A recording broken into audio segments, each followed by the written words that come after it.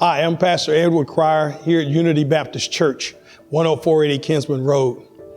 We have a serious situation going on right now, COVID-19 virus.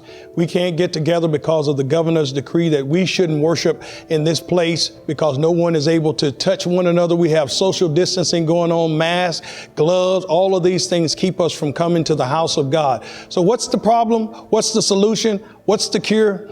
We have an answer for you through this particular media. We have digital worship that's about to be launched in our church. We want to invite you to join with us because God has spoken. Even in this difficult season, God is still speaking, and we want you to see what God is saying. So tune into our digital ministry, and we want you to understand, number one, that there is a home mission and there's a mission at home. That means that you, your children, your wife, your spouse, your friends, your who and your boo all have to stay in the house, and you can't come to the house of God. So we're going to bring all of the house of God to you. Amen. So we want to start out with this home mission at home series, dealing with the altar, dealing with the Bible, dealing with consecration, dealing with cures.